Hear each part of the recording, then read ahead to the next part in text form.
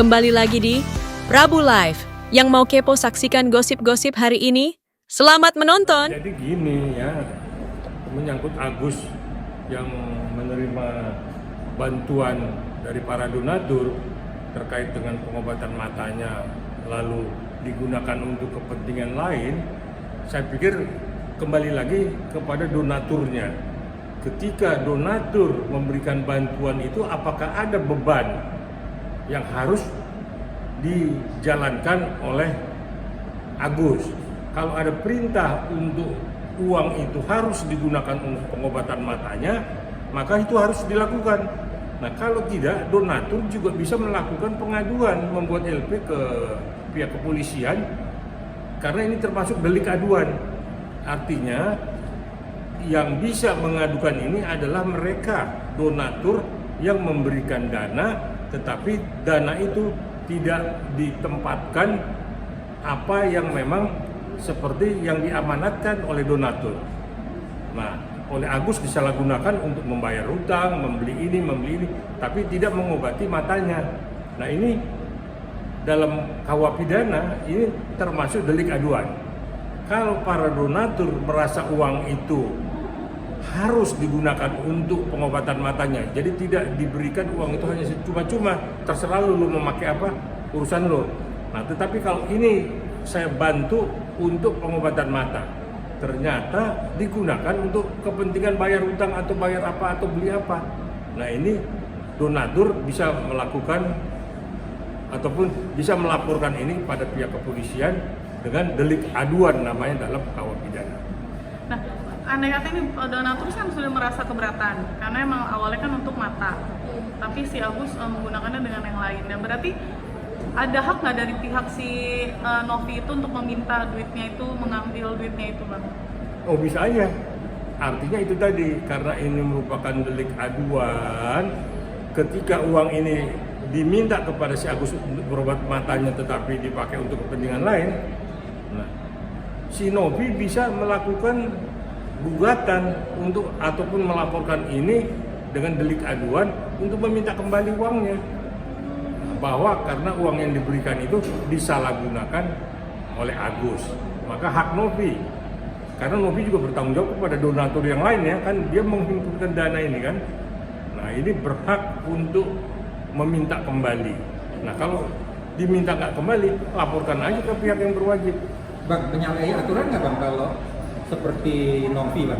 Dia kan individual Bang, untuk menghimpun dana Bang, kan harusnya berupa yayasan atau berupa badan hukum yang lain Bang. Gimana Bang pandangan Bang? Bisa tidak melalui yayasan, bisa melalui pribadi. Misalnya dengan figurnya Novi bisa mengumpulkan para donatur dan meminta kepada donatur untuk memberikan sumbangan kepada Agus untuk pengobatan mata. Ternyata oleh Agus disalahgunakan. Bisa aja, kenapa tidak? Artinya Bang, kalau secara aspek hukum Bang diperbolehkan Bang, secara pribadi perorangan itu untuk menghimpun dana? boleh, tidak ada masalah. Itu kepercayaan donatur, yang tidak harus yayasan atau PT atau semacam lembaga penghimpun dana, tidak. Jadi mungkin Novi dengan teman-temannya menyampaikan, ini kita bantu Agus nih, terkumpullah 20-30 orang dengan mengumpulkan satu orang berapa, yaitu haknya dari Novi ya. Nah, tinggal si Agus ini apakah dia dapat amanat harus uang itu dipakai untuk pengobatan mata. Nah, ini kembali lagi kepada Agus dan Novi. Nah, artinya Novi akan mempertanggungjawabkan ini kepada donatur, kepada pemberi donasi. Kok uang itu dipakai untuk beli mobil atau untuk apa? Nah, ini yang memang di dalam KUHP pidana diatur ya, artinya itu merupakan delik aduan. Artinya sesuatu bisa dilaporkan ketika memang ada seseorang merasa dirugikan dengan tindakan perbuatan dari si Agus tadi. Walaupun tidak ada hitam di atas putih gitu, Bang? Nah, itu nanti tinggal membuktikannya aja.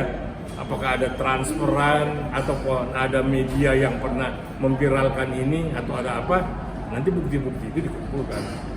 Ya kan, ini kan mungkin lebih dari 5 sampai 10 atau 20 orang kan yang memberikan bantuan.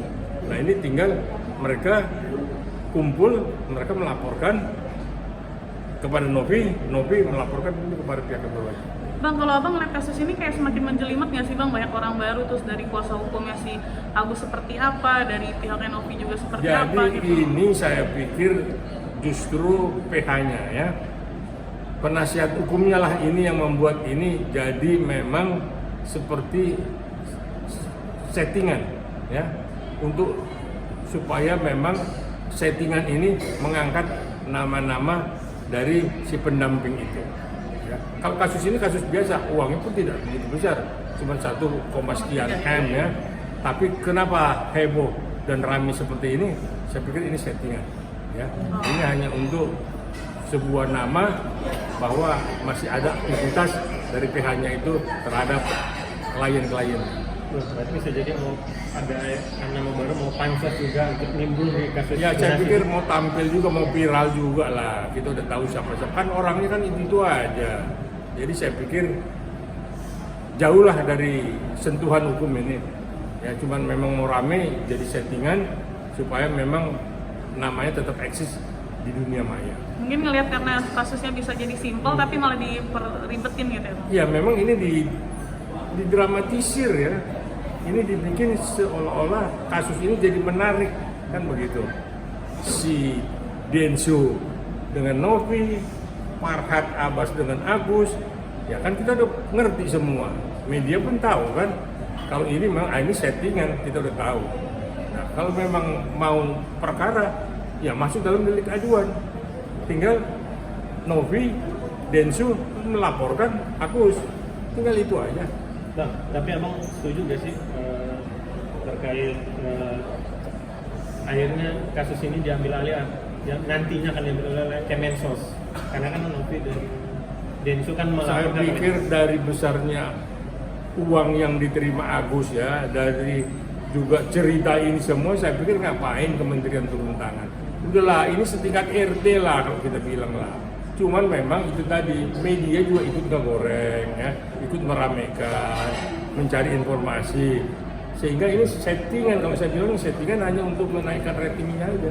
Bang, Agus bisa dipidana nggak nih bang dengan kondisi seperti itu? Kalau nanti terbukti ada amanat, ya, ada amanat dari Novi, dari para donatur, untuk ini harus digunakan pengobatan mata, tetapi dipakai bayar utang, bisa dipidana. Maka tadi saya bilang, ini masuk delik aduan, bukan tidak bisa. Terakhir sedikit, akhirnya Novi pihak kuasanya yaitu Brian mundur, tidak tahu alasannya, tidak mau juga alasannya mundur dan masuk ke Wibo jadi pengacara Novi, dan masuk Alvin masuk ke tim kuasa hukum Agus. Jadi gini, Gimana? tadi kan saya bilang, ini memang PH-nya ini men-setting ini supaya rame itu aja.